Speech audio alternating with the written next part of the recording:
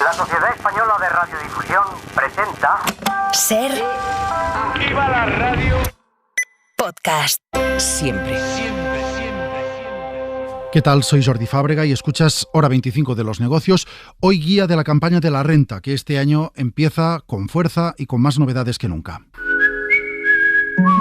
Que no tengas que pensar en nada. Que nada sea un problema.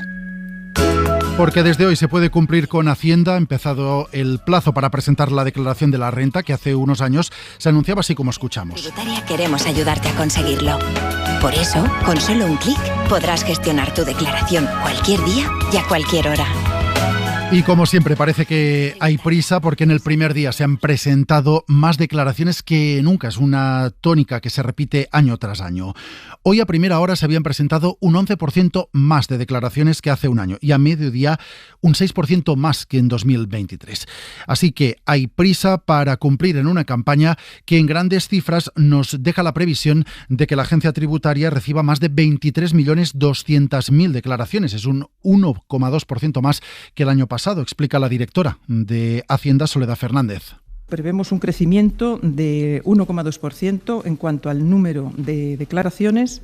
Las declaraciones positivas esperamos un crecimiento de un 10,2%, situándose en alrededor de 7.091.000 declaraciones, así como las devoluciones creemos que van a sufrir una rebaja de un 3%, una disminución de un 3%, situándose en una cifra también muy importante de 14.613.000 declaraciones. Como escuchamos, la gran mayoría de esas declaraciones que se presentarán este año en la campaña de la renta volverán a ser a devolver, más o menos con la proporción habitual de 1/3 de declaraciones en los que el contribuyente sale a pagar y 2/3 a favor de quien las presenta. Serán más de 11.600 los millones que Hacienda calcula que tendrá que compensar a los contribuyentes por el exceso de retenciones durante el año pasado. Y este año la agencia tributaria prevé ingresar más, porque han crecido los ingresos sobre los que no se practican retenciones durante el año y que, por tanto, ahora toca abonar, explica la directora de Gestión de Hacienda, Rosa Prieto. Los importes a ingresar, pues está previsto que crezcan en ese 12,2%, porque hay determinadas rentas que han crecido sustancialmente no sujetas a retención. Y estamos hablando, por ejemplo, de rendimientos de actividades económicas, que previsiblemente crecerán en un 10%. Estamos hablando también de ganancias patrimoniales, que previsiblemente crecerán en un 17%, fundamentalmente por la buena evolución de la bolsa. Y también de capital mobiliario, que serán los que más crecen, en este caso, un 32%. Vamos a intentar resumir en una guía los datos, los plazos y también las novedades que nos aporta este año la campaña de la renta. Lo vamos a hacer con Estefanía Salvatierra. Buenas noches. Buenas noches. Así que cojan papel y boli. Vamos a empezar primero de nada por el calendario. Decimos que la campaña de la renta ha arrancado hoy, pero ¿hasta cuándo se puede pagar y cuáles son las fechas a tener en cuenta? La declaración se puede presentar desde este miércoles y hasta el próximo 1 de julio. Ese es el plazo para aquellos que lo hacen de manera online. El 29 de abril, la agencia tributaria empezará a dar citas para rellenar la declaración de los contribuyentes por teléfono. Y será a partir del 7 de mayo cuando este servicio se ponga en marcha. Por último, desde el 29 de mayo se podrá pedir cita para ir presencialmente a Hacienda a que nos ayuden a hacer la declaración de manera presencial. Este es el calendario de una campaña que bate algunas cifras récord, por ejemplo, el número de declaraciones que se presentarán. Sí, la agencia tributaria prevé que se presenten cerca de 23.300.000 declaraciones. Es un 1,2% más que el año pasado. A algo más de 6 de cada 10 contribuyentes este ajuste con Hacienda les saldrá a devolver. El importe total, lo decías antes, superará los 11.000 millones de euros. Unos recibirán y a otros les tocará pagar. Es el caso de 7 millones de contribuyentes, son un 10% más que en 2022 y con ellos el fisco recaudará casi 19.000 millones de euros, un 12% más que en el ejercicio anterior. Si nos fijamos en el resultado neto, Hacienda recaudará 7.200 millones de euros con la declaración de la renta de 2023. Dice el anuncio que Hacienda somos todos, pero no todos estamos obligados a presentar esta declaración de la renta. ¿Quién tiene que hacerlo, Estefanía, y qué novedades hay este año?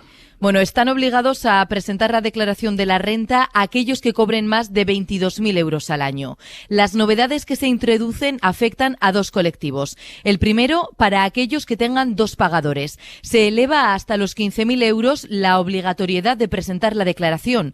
Se ha subido 1.000 euros el umbral. La segunda novedad afecta a los autónomos. Este año todos tendrán que presentar la declaración de la renta. Hasta ahora solo estaban obligados a hacerla aquellos que ingresaban más de 1.000 euros. Hemos visto grandes cifras, hemos visto quién tiene que declarar, hemos visto el calendario. Vamos a ver lo que hay que pagar, cuánto hay que pagar, porque la de este año es una campaña bastante diferente, ya que se han ampliado mucho las diferencias entre comunidades autónomas. Hay que recordar que el IRPF, el impuesto de la renta, es un impuesto en el que la mitad de lo que se paga lo fija y lo recauda el Estado, la otra mitad, dentro de unos márgenes, lo establecen las comunidades autónomas. Y hay varias, caso de Madrid, de Andalucía, de Galicia, de Murcia, de Canarias, de la Comunidad Valenciana y de Euskadi, que deflactaron el IRPF para compensar la alta inflación. Esto en la práctica lo que hace es alejarlas del resto de comunidades que no lo hicieron. Que la Comunidad de Madrid va a deflactar todos los tramos del impuesto sobre la renta para el año que viene.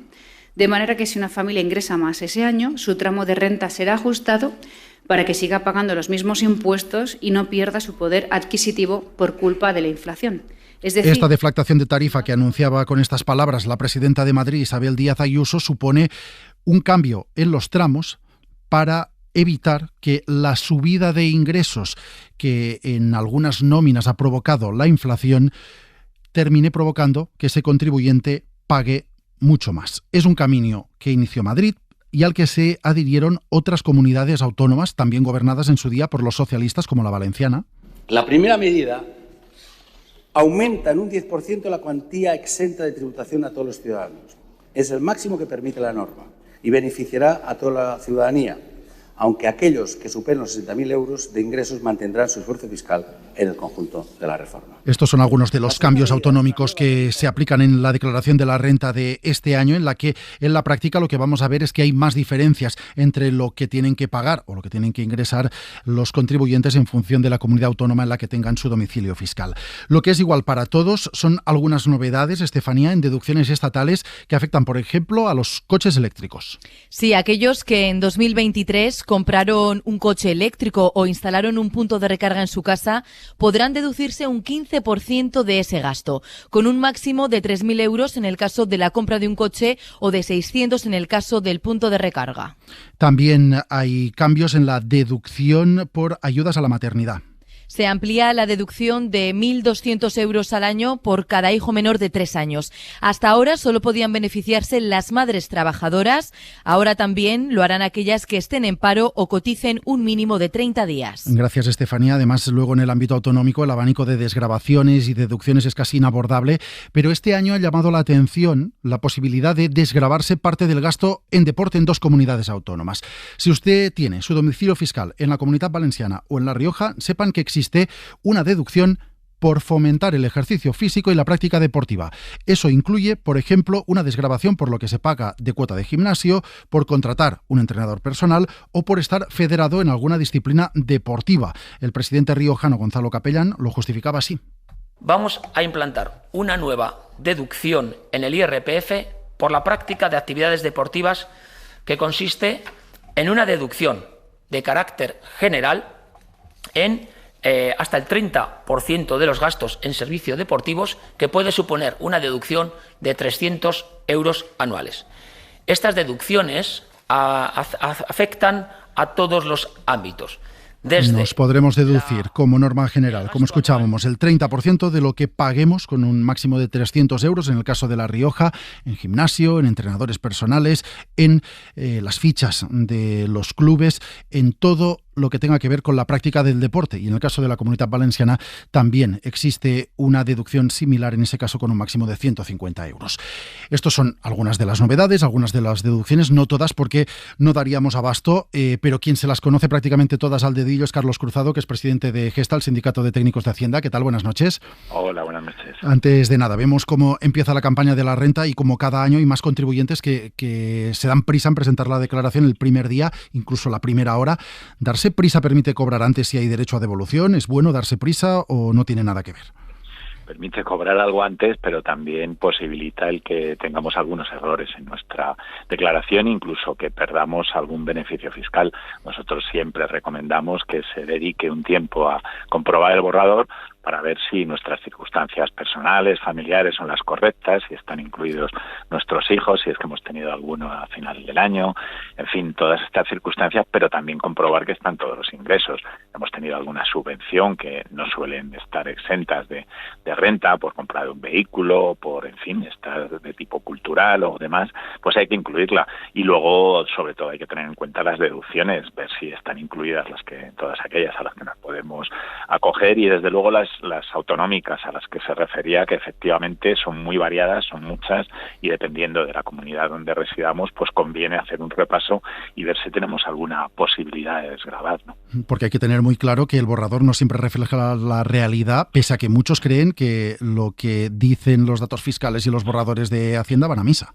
Pues efectivamente, los borradores, es cierto que cada vez, la agencia tributaria cuenta con más información y van perfeccionándose, pero hay muchos datos que incluso no van a estar nunca, como por ejemplo las cotizaciones al sindicato. Si estamos afiliados a un sindicato, esto por cuestión de protección de la intimidad no va a aparecer nunca en el borrador, y por tanto hay que revisarlo, y si estamos pagando esta afiliación, incluirla, puesto que es deducible de nuestros rendimientos de trabajo. Y por supuesto todas estas deducciones autonómicas tampoco van a estar, y por tanto conviene repasarlo y no precipitarse. Las devoluciones van más o menos rápido y total, más vale esperar un par de días esa devolución, pero evitar el perder beneficios fiscales, que según todos los datos todos los años se pierden bastantes por parte de muchos contribuyentes. Ya que hablamos de este abanico de deducciones en el ámbito autonómico tan dispar, ¿esto dificulta la comprensión del IRPF por parte del contribuyente? ¿Realmente la gente es consciente de lo que puede deducirse, de cuánto puede deducirse? ¿No lleva engaños? La verdad es que mucha gente no lo es. Es cierto que la información está, bajamos nuestro borrador y bueno, atendemos a las indicaciones de la agencia tributaria y tenemos un manual donde podemos ver las deducciones de todas las comunidades autónomas, ver las circunstancias. También es cierto que la mayoría de estas deducciones hay que decir que son por importes muy bajos. Uh-huh. Cuando se habla de estos porcentajes, la verdad es que siempre tienen un límite, como este que hablaban de la práctica del deporte, que en el caso de Valencia el límite máximo son 100 euros. Luego hay otras deducciones que están muy relacionadas, muchas de ellas, con nuestro nivel de ingresos, y que solamente con ingresos medios bajos nos podemos acoger a ellas, que, como digo, tampoco suponen unas cantidades importantes, pero bueno, desde luego conviene aprovecharlas, sin duda. Hay este año una subida de los umbrales que obligan a presentar declaración. Suben, por ejemplo, en el caso de tener dos pagadores, si cobramos ahora más de 15.000 euros. Antes eran 14.000, estamos obligados a presentar la declaración. Este cambio afecta a mucha gente y, sobre todo, hace que algunos de estos contribuyentes obligados a presentar la declaración puedan recuperar más dinero. Bueno, el que puedan recuperar más dinero, más que en relación con esta obligación, está en relación con el aumento que ha habido de la reducción de los rendimientos de trabajo y la posible aplicación. Este límite, al subirlo, sí que va a suponer que haya personas que ya no la tengan que presentar, pero no hay que confundir esa no obligación de presentar con la posibilidad de hacerlo, puesto que conviene también repasarla, porque muchas veces podemos tener derecho a una deducción que obviamente si no presentamos la declaración la perdemos. Por tanto, aunque no estemos obligados, conviene mirarlo, y si efectivamente tenemos más retenciones de la cuota que nos saldría a pagar en renta, pues podemos pedir esa devolución. Y en el caso de los autónomos, el hecho de que ahora estén obligados a presentar todos la declaración del IRPF independientemente de su nivel de ingresos, cuando hasta ahora solo estaban obligados los que ingresaban más de 1.000 euros, ¿esto tiene mucho impacto? ¿Afecta a muchos autónomos? No va a afectar a muchos autónomos, precisamente porque el límite era ese, eran 1.000 euros, y además sin tener otras rentas, con lo cual, va a afectar en menor medida, desde luego, no va a ser un gran cambio. Pues Carlos Cruzado, presidente de Gesta, gracias por acompañarnos una vez más en Hora 25 de los Negocios. Un placer, buenas noches. Hoy, el día que comienza la campaña de la renta, con más declaraciones presentadas a primeras horas que nunca, una campaña que se alargará hasta el próximo 1 de julio. La mirada de 5 días. Y hoy en La Mirada de 5 Días nos acompaña Miguel Mendieta, que es periodista financiero de 5 Días. ¿Qué tal? Buenas noches. Buenas noches. Para analizar cómo el dinero de los fondos de capital riesgo está llegando también al deporte. Y el caso más paradigmático es el de un fondo que ha invertido en algunos de los principales clubes de fútbol y baloncesto de todo el mundo. Eso es. Es un fondo estadounidense que se llama Arctos Partners y que pues probablemente vamos a escuchar hablar de él durante los próximos años, porque ha levantado 4.000 millones de dólares para hacer compras de equipos de fútbol, baloncesto, como has dicho, y bueno, es mucho dinero para ir invirtiendo en los próximos años. ¿De qué clubes estamos hablando? Porque este fondo se ha convertido en propietario de parte de las acciones de clubes de fútbol a nivel europeo de los más punteros. Sí, pues uno de ellos es el Paris Saint-Germain, que todos lo relacionamos con el dinero de Qatar, y de hecho siguen siendo los máximos accionistas, pero han dado entrada en el capital a este fondo, le han vendido un 12% del capital, con la idea, bueno, pues a lo mejor en unos años amplían la participación. Este mismo fondo tiene también una franquicia en la NBA, que son los Utah Jazz, tiene una participación en un equipo de Fórmula 1, que es Aston Martin, y solo han empezado a comprar, con lo cual es más que probable que en los próximos años veamos cómo desembarcan en otros equipos españoles, alemanes, franceses, porque Europa es donde más están invirtiendo, la verdad. Es decir, que estamos viendo que pasamos de clubes que estaban en manos de sus socios hace unas décadas a clubes luego en manos de empresarios, luego pasaron a manos de estados y ahora son los fondos de inversión los que empiezan a manejar estos clubes, y entiendo que lo que buscan es más hacer negocio que buscar una mayor vinculación con un equipo.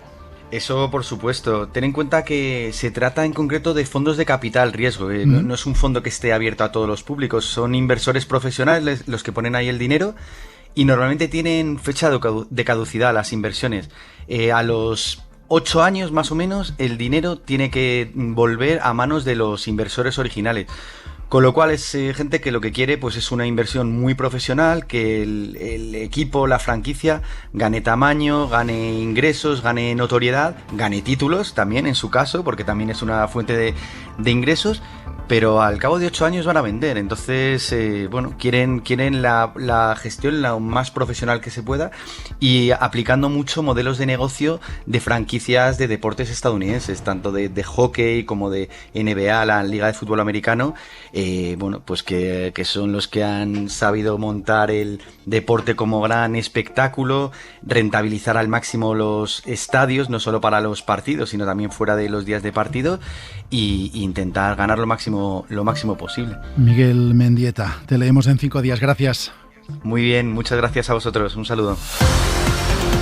Para no perderte ningún episodio, síguenos en la aplicación o la web de la SER, Podium Podcast o tu plataforma de audio favorita.